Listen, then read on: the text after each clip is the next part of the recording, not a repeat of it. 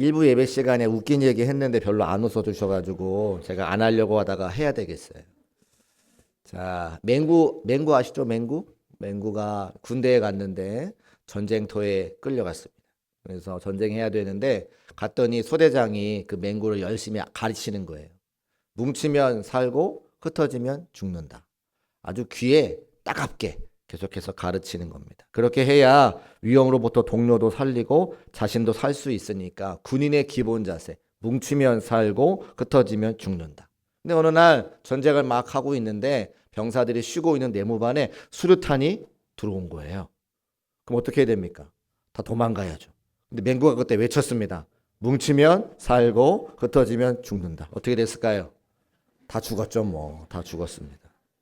하여간 머리는 나쁘지만 맹구는 군인으로서 자기 역할에 충실하다가 죽었다라고 하는 이야기가 있습니다. 제가 왜 이 말씀을 드리냐면 존재하는 모든 것들은 저마다 각기 다른 존재 이유가 있다는 거예요. 그 존재 이유를 우리는 사명이라고 이야기도 하고 사역이라 이야기도 하고 자기 역할이라고 이야기합니다. 어느 농장에 개하고 닭하고 있었는데 개가 닭에게 이렇게 물었습니다. 닭아, 너는 아침에 일찍 일어나서 꽃기호 하고 울어가지고 주인이 잘 일어날 수 있도록 하는 사명을 부여받았는데 요새는 왜 울지 않아? 라고 물어봤습니다. 그랬더니 닭이 대답을 하는데 너 요즘 몰라서 그래? 요새는 사람들이 언제 자는지 언제 깨는지 도통 알 수가 없어. 그리고 주인이 핸드폰이나 시계를 맞춰놓고 자니까 내가 굳이 울 필요가 없다. 이렇게 이야기를 했다는 거예요. 이번에는 닭이 개한테 묻습니다. 야, 개야. 너는 도둑이 올 때 너 짖어가지고 도둑이 들어오지 못하게 하는 게 너의 사명인데 요새 도둑이 이렇게 많은데 너는 왜 짖지 않냐? 라고 물었답니다. 그랬더니 개가 하는 말이 야, 주인이 도둑인데 내가 어떻게 짖니? 라고 이야기를 했다는 거예요. 감사합니다. 웃어주셔서. 무슨 말씀을 드리고 싶은 거예요? 개나 닭이나 다 자기의 사명이 있다는 거예요. 닭은 꽃기호하고 울어야 되고 개는 도둑이 오지 못하도록 짖는 게 자기들의 역할, 사명이 있다라고 하는 겁니다. 우리가 함께 읽은 누가복음 4장 14절부터의 말씀에 보면 오늘 본문은 44절까지 말씀인데 길어서 19절까지 말씀만 읽었지만 예수님께서도 이 땅에 오실 때에 하나님께서 맡기신 사명이 있다. 자기 역할이 있다. 오늘 그 말씀을 우리에게 전해주고 계십니다. 그래서 저는 오늘 예수님께서 맡으신 사명이 무엇인지를 살펴보고 우리도 예수를 믿는 사람들이니까 예수님의 제자가 되어 따라가는 사람들이니까 내게 맡겨주신 각자의 사명을 발견하고 그 사명을 잘 감당할 수 있는 저와 여러분 되시기를 주의 이름으로 축복합니다. 예수님께서 어떤 사명을 감당하셨느냐? 우리 14절 말씀 같이 한번 읽어보겠습니다. 시작. 예수께서 성령의 능력으로 갈릴리에 돌아가시니 그 소문이 사방에 퍼졌고 아멘. 예수님의 사역은 성령으로 소문난 사역이었다는 거예요. 성령님이 함께 하심으로 하나님의 능력이 나타난 소문난 사역이었다. 오늘 14절이 우리에게 말하고 있습니다. 우리 중국교회도 이렇게 소문난 교회가 되시기를 주의 이름으로 축복합니다. 성령의 능력이 함께하는 교회라고 소문나기를 원합니다. 자, 우리가 아멘 하셨는데 지금 중국교회는 뭐라고 소문났을까요? 밥맛이 맛있는 교회라고 소문이 났습니다. 제가 교회 왔더니 우리 성도님들이 밥맛이 맛있는 교회라고 소문났다는 거예요. 또 무슨 교회로 소문났을까요? 떡 잘 주는 교회라고 소문났습니다. 좋아요. 밥맛도 좋아야 되고 떡도 줄 수 있으면 좋죠.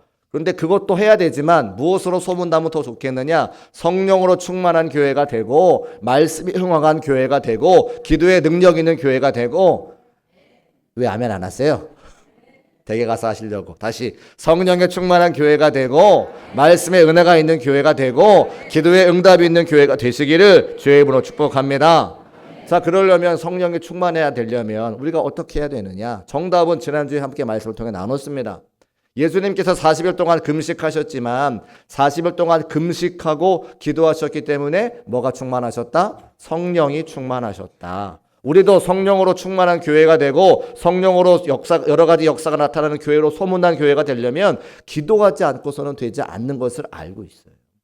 예수님께서는 말씀하셨습니다. 기도 외에는 이런 유가 나갈 수 없다라고 말씀하셨죠. 사랑하는 중국교회 성도 여러분, 성령 충만한 교회가 되고 소문난 교회가 되기 위해서 기도하는 자리에 오시는 저와 여러분 되시기를 주의 이름으로 축복합니다. 제가 보니까 기도를 잘하고 계세요. 근데 딱 2%, 몇 프로요? 딱 2%가 부족해요. 저는 어렸을 때에 모교회 담임 목사님께 등짝을 맞아가면서 기도하러 나오라 말씀을 들었습니다. 제가 신학생이 되니까 담임 목사님께서 제 등짝을 때리시면서 왜 새벽기도 안 나오냐고 하셨어요. 근데 새벽기도가 새벽 4시 반에 시작을 해요. 제가 시골 살았기 때문에 의정부에 있는 시내까지 차를 타고 나가야 되는데 5시에 첫 차가 있어요.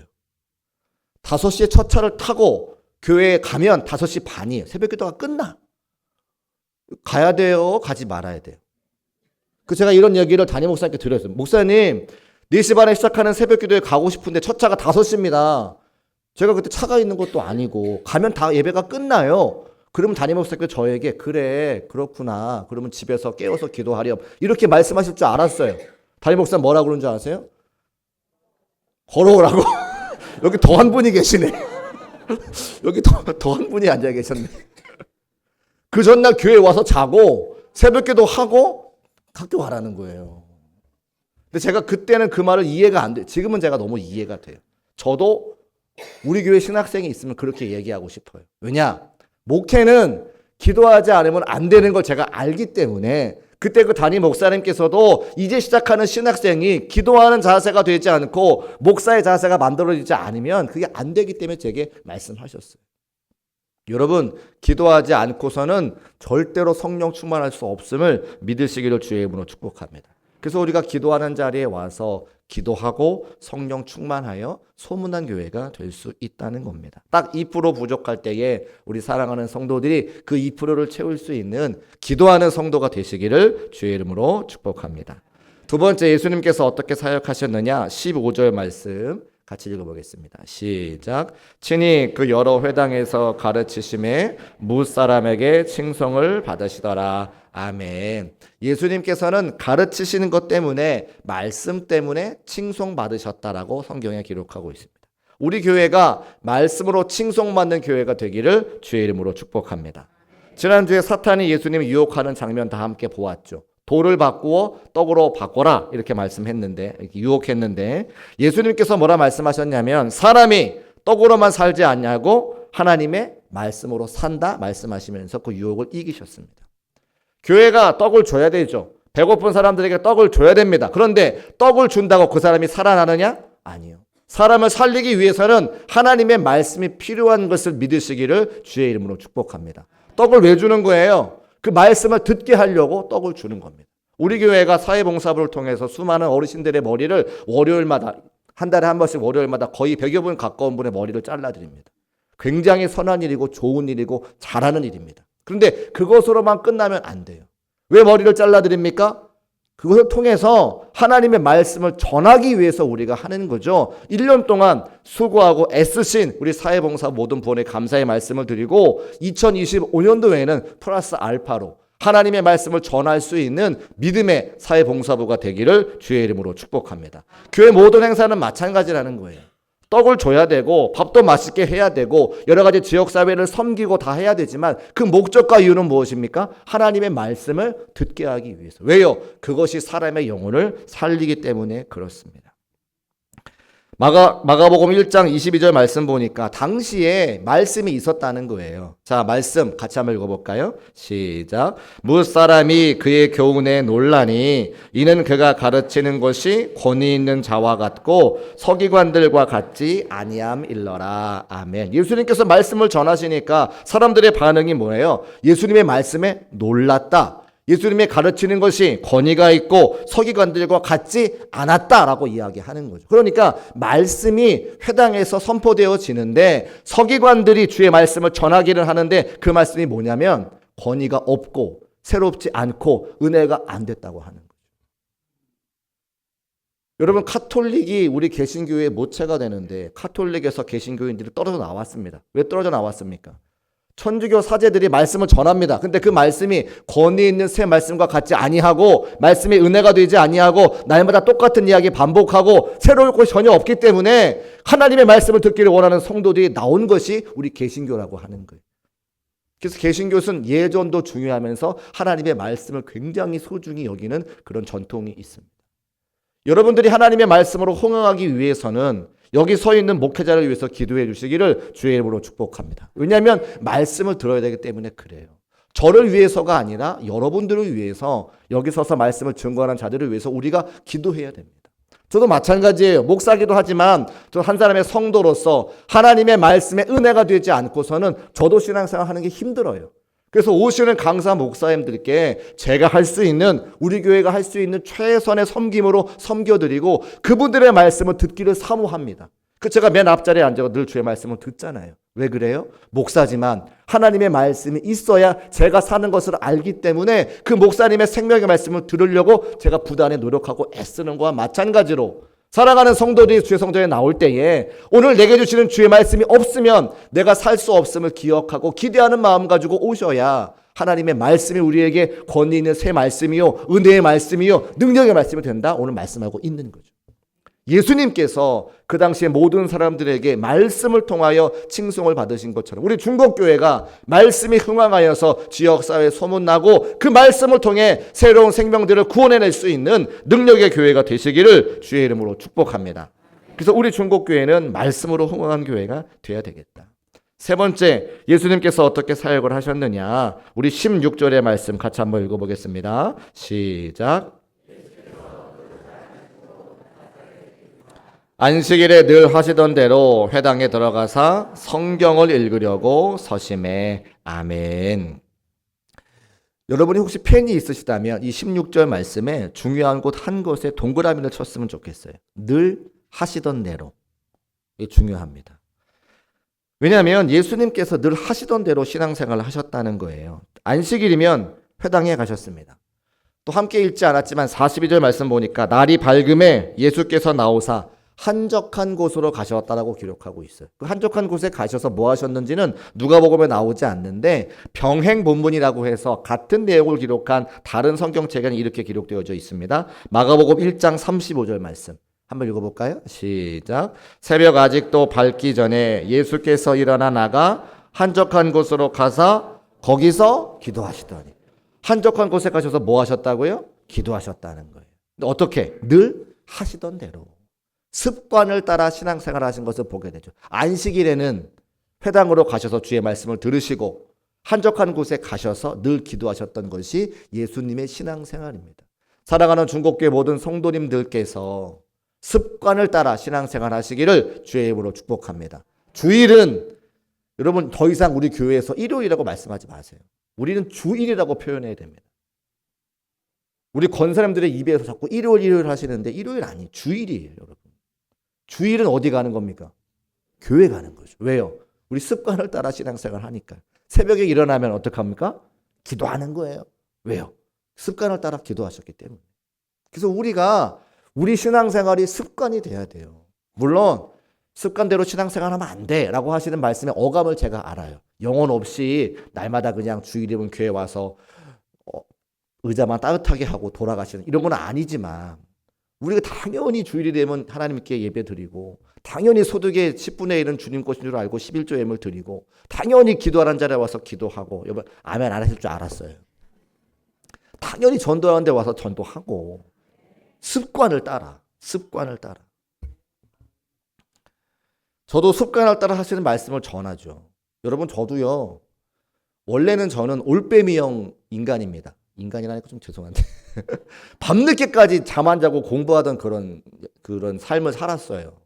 근데 요즘에는 제가 새벽형 인간으로 변화가 되는 거죠. 4시 반에 일어나서 잠을 9시, 10시에 자는 새벽형 인간으로. 왜요? 말씀을 증거하고 기도해야 되기 때문에. 여러분 목사와 가수의 차이가 뭔지 아세요? 가수는요. 한 곡만 히트하면 한 곡 가지고 평생 먹고 살아요. 김은국이라고 하는 가수 아시죠? 노래 뭐가 있습니까? 호랑나비.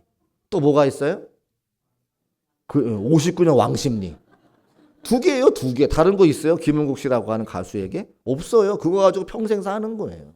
근데 목사는요, 오늘 제가 말씀에 되게 은혜가 됐어요. 소위 말하는 히트를 쳤어. 다음 주에 어떻게 해야 돼요? 더 은혜가 돼야 돼요, 더. 그러니까 제가 좀 마음이 상하더라고요. 아니 가수는 평생 두 곡만 잘하면 히트치면 먹고 사는데 목사는 매주마다 은혜를 끼쳐야 되니 제가 얼마나 좀 그래요. 그런데 그렇게 생각하다가 다시 마음에 하나님께서 감동을 주셨어요. 하나님의 말씀이 신약 성경, 구약 성경이 똑같은데 이게 우리 평생의 변화입니까? 똑같은 말씀인데 이 말씀을 읽을 때마다 새로운 은혜를 주시는 그 맨 앞자리에 서게 하셨으니까 제가 너무 감사하더라는 거예요. 여러분 우리가 말씀을 똑같이 읽지만 이 말씀이 여러분의 삶의 자리에 새롭게 들리시기를 주의 이름으로 축복합니다. 근데 어떻게 하면 돼요? 습관을 따라 읽으면 돼요. 습관을 따라 신앙생활 하면 된다고요. 올빼미형 인간, 새벽형 인간이 태어나면서부터 생깁니까? 아니요. 우리의 생활 패턴과 생활 습관에 들어서 우리의 신앙생활이 자연스럽게 교회 중심으로 바뀌면 습관을 따라 신앙생활하고서 믿음의 신앙과 연륜이 쌓여지는 것을 꼭 기억하시기를 주의 이름으로 축복합니다. 예수님께서도 그렇게 하셨다고 하는 거예요. 네 번째, 예수님께서 사역을 어떻게 하셨는가? 18절 말씀과 19절 말씀 좀 기니까 제가 한번 읽어보겠습니다. 주의 성령이 내가 임하셨으니 이는 가난한 자에게 복음을 전하게 하시려고 내게 기름을 부으시고 나를 보내사 포로된 자에게 자유를, 눈먼 자에게 다시 보게 함을 전파하며 눌린 자를 자유롭게 하고 주의 은혜의 해를 전파하게 하려 하심이라 하였더라. 아멘. 한마디로 말씀드리면 사람들에게, 억울려 있는 사람들에게, 눌려 있는 사람들에게 자유를 주시고 해방시켜 주시려 이 땅에 오셨다라고 하는 겁니다. 진리를 알지니 진리가 너희를 자유케 하리라 라고 하는 말씀이 있습니다. 제가 이 말씀을 굉장히 좋아했는데 연세대학교의 교훈이더라고요. 이제 공부하면서 연세대학교 가고 싶으니까 제가 그 교훈을 제가 보게 됐어요. 진리를 알지니 진리가 너희를 자유케 하리라. 우리가 신앙생활하고 하나님의 말씀을 읽으면 우리의 삶이 자유로워져야 돼요. 근데 안타깝게도 예수님 당시의 유대교는 사람을 자유하게 하지 않고 사람을 억누르는 종교였습니다. 하나님께서 노예 생활하는 이스라엘 백성들을 풀어주시고 그들을 구원해 주셔서 해방시켜 주시고 말씀을 가르쳐 주셨는데 그래서 그들이 자유로운 삶을 살기를 원하는데 어찌된 노릇인지 서기관과 바리새인 율법사들이 하나님의 말씀을 사람들을 옥죄는 수단으로 사용하기 시작했다고 하는 거예요. 사무엘에 가보면 다윗의 아들 압살롬이 아버지를 배반하고 아버지의 왕위를 찬탈합니다. 왜 그러는 줄 아세요? 그에게 자유가 없기 때문에 그랬습니다. 아버지에게 은혜를 받지 못했어요. 아버지가 용서해 주지 못했어요. 본인이 잘못은 했죠. 압살롬도 압니다. 근데 아버지가 용서해 주었으면 아버지로부터 그 죄로부터 자유함을 얻게 되었으면 아버지의 왕위를 찬탈하지 않았을 건데 다윗이 그렇게 하지 못했다는 거예요. 외국에 나갔다가 돌아왔는데 아버지가 만나주지 않았어요. 아버지가 용서해 주지 않았습니다. 아버지가 아들의 죄를 사하고 자유롭게 해주지 못했어요. 그러니까 그 아들 압살롬이 아버지를 배신해서 왕위를 찬탈하게 되는 거예요. 다윗이 얼마나 신앙생활 잘합니까? 다윗이 얼마나 하나님을 잘 섬깁니까? 그런데 나는 신앙생활 잘했을지 몰라도 아들에게는 죄를 용서해주고 자유롭게 하지 못해서 어려움 당한 것을 보게 되는 거죠. 우리가 신앙생활 얼마나 잘합니까? 함께 나와서 찬양대도 하고 봉사도 하고 교사도 하고 예배도 잘 드리고 헌신도 하고 그런데 우리의 사랑하는 자녀들 눈에 비칠 나의 신앙생활의 모습이 자녀들에게 자유함을 주지 못한다면 내가 말씀으로 자유하지 못한다면 신앙생활이 그들을 억압할 수도 있다고 하는 겁니다. 예수님 잘 믿고 말씀을 들었다면 자유함을 얻을 수 있는 우리 모두가 되시기를 주의 이름으로 축복합니다. 그 자유함이 뭐냐고요? 제가 한번 예를 들어볼까요? 제가 중곡동에 우리 교회 출근할 때에 저를 만나는 많은 분들이 계신데 제가 눈을 감아야 되는 순간들이 있습니다. 밤에 교회 근처에서 얼굴이 벌게 가지고 가는 성도들이 있어요. 아침에 출근할 때에 이렇게 하다가 이렇게 숨기시는 성도들이 있어요. 제가 한 번도 얘기한 적이 없어요. 모른 척하고 지나가요. 못 본 척하고 지나갑니다. 왜요? 그분들이 미안해할까 봐. 목사는요, 성도는요, 그런 분들을 바라보면 손가락질하고 찌찌찌 하는 게 아니라 못 보고 지나갈 수 있는 은혜가 있어요. 그게 우리를 자유하게 하는 거예요. 여러분 새벽기도 못 나오시는 성도님들에게 주일 성수 못 하시는 성도들에게 11조 못 하시는 성도들에게 제가 한 번도 뭐라 한 적이 없어요. 왜요? 제가 그분들의 상황과 형편 다 잘 알고 있기 때문에 그분들을 오히려 위로하고 감싸주고 격려해드리는 역할이 제 역할이지 제가 그분을 정죄하고 심판하고 뭐라고 하는 역할은 제 역할이 아니에요. 우리 누구에게도 다른 사람을 정죄할 만한 그런 은혜, 그런 능력을 주신 분은 한 명도 없습니다. 우리에게 뭐라 말씀하셨습니까? 서로 사랑하라. 서로 격려하라. 서로 위로하라 말씀해 주었지 우리가 심판하라. 책망하라. 비난하라 얘기한 적 한 번도 없으세요. 저는 우리 중국교회가 연약한 성도들을, 새로 들어오는 가족들을 더 잘 섬기고 위로하고 격려할 수 있는 믿음의 공동체가 되시기를 주의 이름으로 축복합니다. 그게 뭐예요? 말씀으로 자유하게 하는 거예요. 여러분, 헌금 못 하시는 성도들이 가장 알고 계세요. 헌금할 수 있도록. 주일성수 못하는 성도들이 가장 미안해하세요. 저는요, 성도들이 교회 안 오신다고 뭐라 하려고 전화한 적 한 번도 없어요. 그분이 안 보이시면 궁금해서 어디가 편찮으신가, 어디가 문제가 생겼는가, 그 전화 드려요. 그럼 첫 번째 말씀이 뭐라는 줄 아세요? 목사님, 제가 교회 못 나가 너무 죄송해요. 아니요. 저는 그런 마음으로 전화를 드린 적이 없어요. 괜찮으신지, 건강하신지, 무슨 문제가 있는 것은 아닌지 염려와 걱정하는 마음으로 전화를 드리지, 여러분이 교회 못 오신다고 제가 전화한 적 한 번도 없어요. 누구보다 교회 오셔가지고 예배 드리고 싶은 마음이 여러분의 마음을 제가 잘 알아요. 그게 우리 마음, 우리 성도들의 마음이잖아요.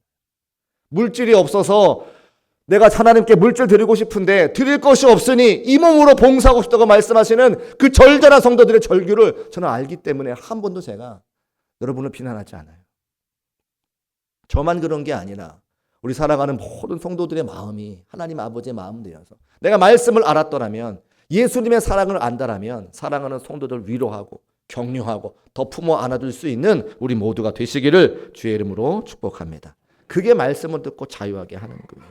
다섯 번째, 예수님께서 어떤 사역하셨습니까? 38절 말씀 보니까 병자를 고쳐주셨어요. 같이 한번 읽어보겠습니다. 시작. 예수께서 일어나 회당에서 나가사 시몬의 집에 들어가시니 시몬의 장모가 중한 열병을 앓고 있는지라 사람들이 그를 위하여 예수께 구하니. 아멘.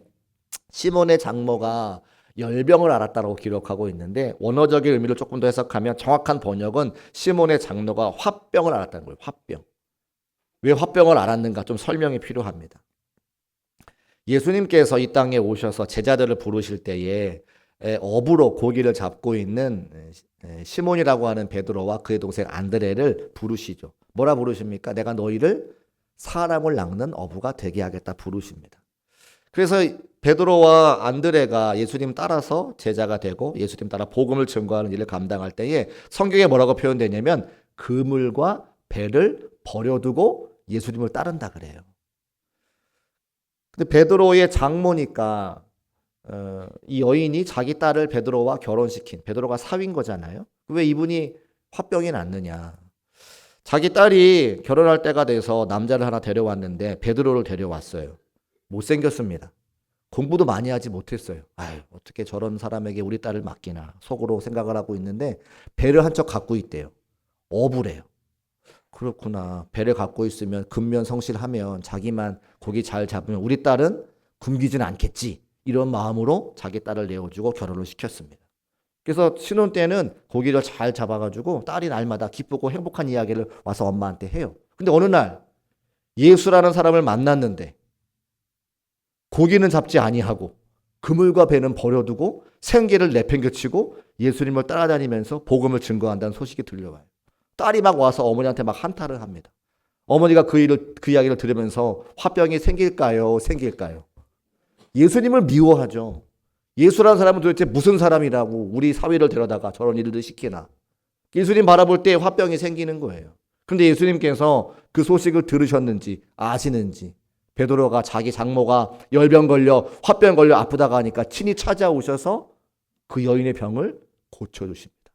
그리고 뭐라 말씀하십니까? 39절 같이 읽어보겠습니다. 시작. 예수께서 가까이 서서 열병을 꾸짖으신데 병이 떠나고. 누가 수종 들어요? 여자가. 베드로의 장모가 수종 듭니다. 그러니까 열병이 떠나가기 전에는 베드로의 장모는 예수님의 사역의 걸림돌이었어요. 저 예수란 사람 누구길래 우리 사회 데려다가 복음 전하게 시키나. 그런데 자기가 병이 나으니까 어떻게 됐어요? 걸림돌이 아니라 예수님의 사역에 수종 들었으니까 디딤돌이 된 거죠.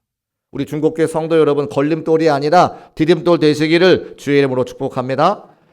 성도들 중에 걸림돌 많으세요.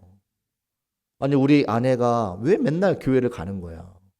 교회는 일요일만 가면 되는 거지, 주일만 가면 되는 거지, 왜 날마다 교회를 가는 거야? 그렇게 생각하는 남편들 많습니다. 화병 걸린 남편들 많습니다. 우리 남편이 교회에 그냥 한 번만 가면 되는데 맨날 가고 뭐 한다고 교회 가서 일하는데 화병 난 아내들도 많이 있습니다.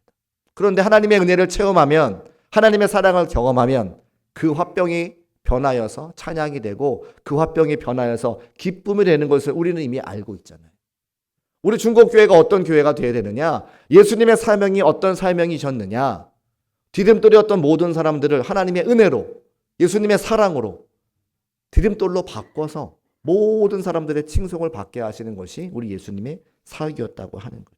사랑하는 성도 여러분, 우리가 걸림돌이 아니라 디딤돌이 되어서 예수님의 사명을 더 잘 감당할 수 있는 성도의 삶이 되시기를 주의 이름으로 축복합니다. 이제 시간이 많이 가서 한 가지만 더 말씀 마치려고 하는데요. 우리 43절 말씀 같이 읽어보겠습니다. 시작. 예수께서 이르시되 내가 다른 동네들에서도 하나님 나라의 복음을 전하여야 하리니 나는 이 일을 위해 보내심을 받아노라 하시고. 아멘. 같이 한번 따라 하실까요? 예수님은 전도하러 오셨습니다. 그렇습니다. 예수님께서 이 땅에 오시고 우리 중국교회를 세우신 것은 하나님의 복음을 전하고 많은 영혼들을 구원하기 위해서 우리를 보내주시고 이곳에 세워주셨습니다. 전도하는 교회, 선교하는 교회, 다음 세대를 살리는 교회가 되기 위해서 모일 때마다 우리가 함께 기도하고 있습니다. 또 이번에도 26명의 단기선교 팀원들이 또 열방을 향해 주의 복음을 증거하게 되었는데, 가지 못한다고 아쉬워하지 마시고 동참할 수 있는 여러 가지 방법이 있습니다. 기도하셔도 되고요. 또 하나님 앞에 여러 가지 물질을 헌물하셔도 되고, 또 그곳에 필요한 것들을 보내주셔도 됩니다. 한국이 이만큼 잘 살게 되는 건 하나님의 축복인데, 축복 같은 이유와 목적이 있어요. 여러분의 가정에 가시면 볼펜이 있습니까? 없습니까? 볼펜이 굴러다닙니다. 저희 집에도 아이들이 3명이기 때문에 연필이 막 굴러다녀요. 태국에 가면, 캄보디아에 가면, 인도에 가면 그 연필이 없어가지고 옛날 여러분이 하셨던 것처럼 나뭇가지를 꺾어서 땅에다 글씨를 쓰는 애들이 수두룩합니다. 이 땅을 축복하셔서 잘 살게 하신 것은 우리가 흔히 쓰는 것, 우리는 발에 밟히는 그것 가지고 그 아이들을 섬기고 그 아이들에게 말씀과 복음을 증거할 수 있는 기회를 우리에게 허락하신 거예요. 여러분, 여러분의 집에 비누도 많습니다. 샴푸도 많습니다. 치약도 많습니다. 그거 하나 없다고 이빨 썩지 않아요. 제가 이제 여러분에게 말씀드릴 때에 내가 사용하고 남는 것 보내주셔서 내가 할 수 있는 방법과 내가 할 수 있는 시간과 내가 할 수 있는 여력 가지고 하나님의 일에 동참할 수 있는 우리 모두가 되시기를 주의 이름으로 축복합니다. 말씀 정리하겠습니다. 우리 모든 사람들에게는 하나님께서 사명을 주셨습니다. 예수님도 마찬가지죠. 이 땅에 오셔서 여러 가지 사역 감당하실 때 나도 나를 보내신 가정과 직장과 교회와 이 나라와 이 민족에 내가 할 역할들이 있기 때문에 이 땅에 보내주셨어요. 그래서 발견하고 때를 얻든지 못 얻든지 사명 잘 감당할 수 있는 중국계 모든 성도의 삶이 되시기를 주의 이름으로 축복합니다. 모두 자리에서 일어나셔서 우리 결단 찬송하시고 예배를 마치겠습니다.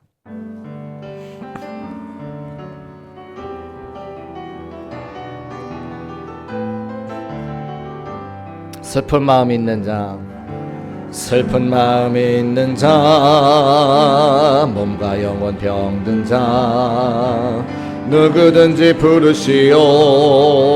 예수 이름 부르시오.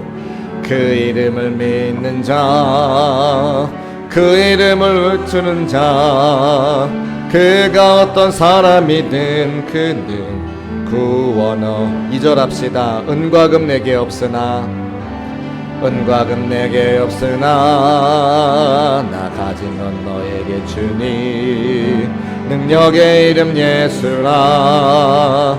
그 이름을 붙드시오.